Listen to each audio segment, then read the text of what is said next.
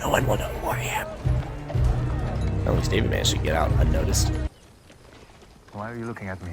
I've noticed. Lately you seem to be fighting more than the enemy. And who else would I be fighting? You wrestle with God. God. I would fight him if I could find him. He's clearly with David. I do like this as an interesting character thing of, first of all, Abinadab trying to help his brother because he knows that something is wrong.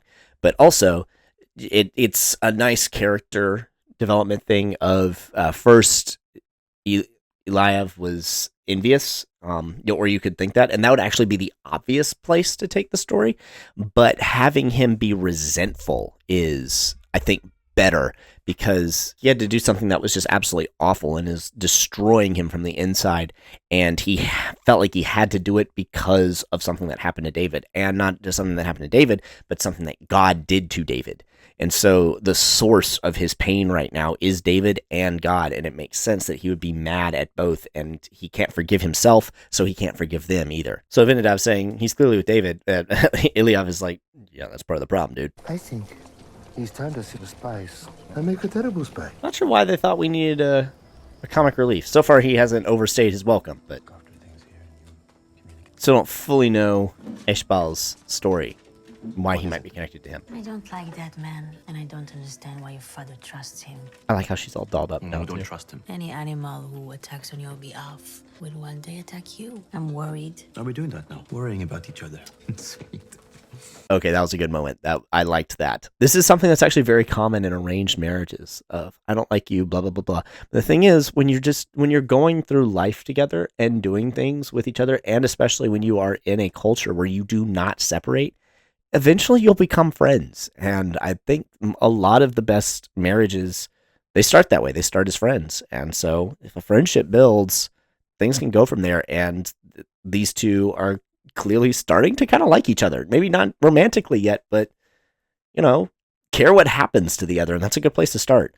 And showing the beginnings of that in like this fairly innocent thing is always fun to watch. Oh, what is this? Dinner. Not this. Oh, they're holding hands. You look so happy. It's very upsetting. I hear you have happy news of your own. David and Mirav have set a wedding date. They're kind of like becoming a partnership too, which is cool. Congratulations. Thank you.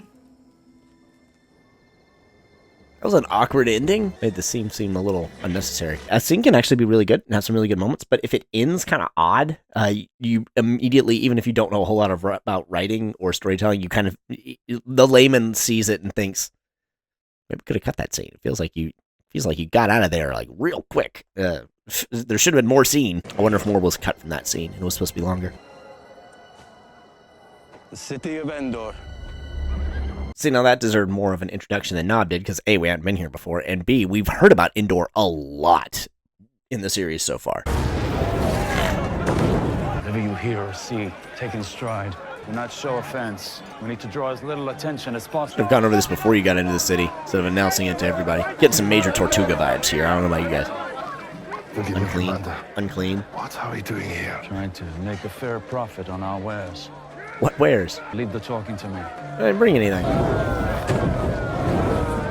Keep showing him like it's something like a big deal, but I don't think that the Bible says anything about, fire breathing. Avner, I heard you were dead, slain by Goliath. Well, they got some brings you bad information, didn't they? Looking for a man. This is his maker's mark. Okay, that's why he needed that. I was wondering. 25.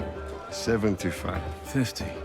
Lord Commander of Israel. Your mother must be so proud. Never mention my family again. Like, to you or to Take us anybody? to the God of Swords, and as you do, you will tell me everything you know about him. Follow me. I remember when I chose my dress, the fabrics weren't as fancy. The feelings were softer than the finest silk. Don't quite know what that means. Are you sure this is what you want? Don't think about soft feelings. Why wouldn't I? Marriage for power and status without emotion can come at significant cost. You seem to be enduring it with ease. Not with ease. If I have learned anything from you, it's that love serves no purpose but to make one weak. That was never the lesson I intended to teach. I don't know what have given her that impression, because up until very recently, her and Saul had a very loving marriage. You got the impression that had been all of Mirav's life, and apparently the last 6 months have just destroyed everything Mirav believes. That seems weird. I wanted to give you something, so you know that I am always with you. It's beautiful. You must be hardened with resolve. You will never have the luxury of tears. And I do love your father. Still. I don't know what that gesture means. For those of you that watched it, my reviewing of season 1, I fervently believe that the mother deserved an Emmy nomination. She was so good in that role. And the thing that's disappointing me about this season so far, she hasn't been as big of a part of it and hasn't had a chance to really shine, which that's disappointing because she was so good in season 1. And she's still very good. It's just she's not in it very often and she doesn't have as big of scenes as she did before. Also, the writers are kind of like they're not giving her as much. It's very one note. She's constantly doing the whispery, creepy advisor voice and everything. She had a lot more range in the first season, and this season she's a little bit less herself. Kind of disappointed with how she's been portrayed in the second season. I feel like they didn't realize what it was that she was, and now they've leaned a little bit too hard into an extreme. She was more of a person in season 1 than she has been in season 2. Tell me, my dear, how are my daughters? Have they made peace yet? They're finding their way, making. Officially, there's an No one affair can going. cause pain like your own family. Her hair's much longer than you expect. Time heals every wound. Except those that Vesta. That scene felt unnecessary.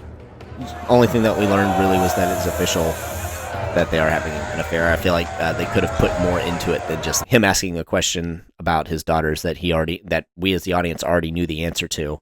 So the only thing that was learned was that he is having an affair with her. I'm not against us officially being told that. What I am against is there should have been more to the scene than just that. If your scene's only about one thing and it's that short, you should come up with another way to tell that thing, or you should tell another thing in that same scene. Efficient writing. This is the greatest day of my life. I haven't done anything. It's actually this dark. The last time we gambled, you lost my horse. Brother. It was.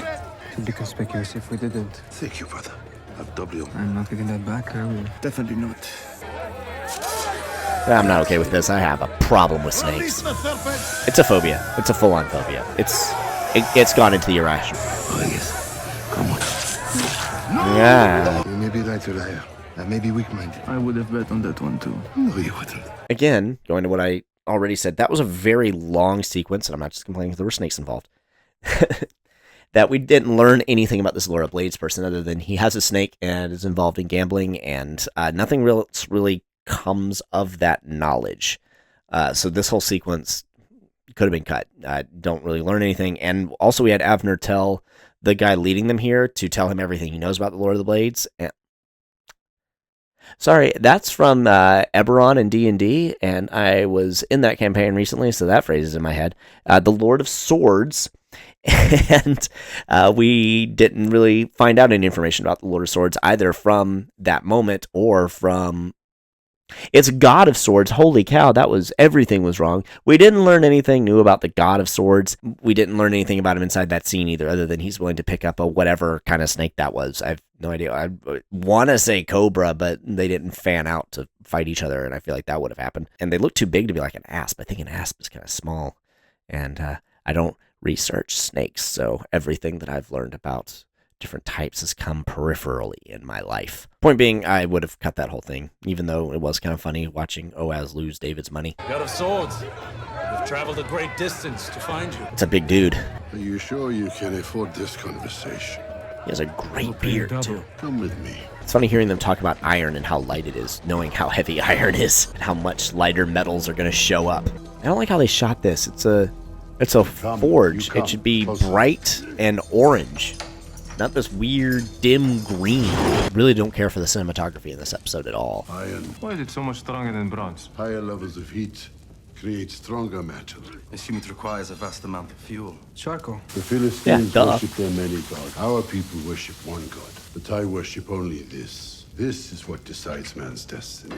I think that I've heard that conversation about guns in another movie. Like, almost verbatim. I can't think of what it is, but I feel like I have heard that. Teach us how to make these iron weapons.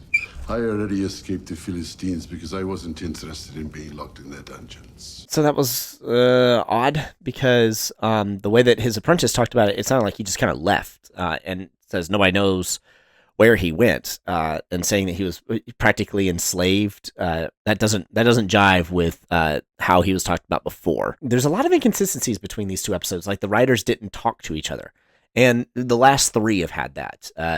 I remember saying that between 4 and 3, and now saying it between 5 and 4. They're kind of dropping the ball a little bit on consistency, narrative coherence, and cohesiveness. Cohesion. Narrative cohesion. No, this blade is not all you care about. Your daughter. I know she's an Edomite slave. She was taken from you. I know where you can find her. Teach us how to make these weapons. Then you'll get to see her face again.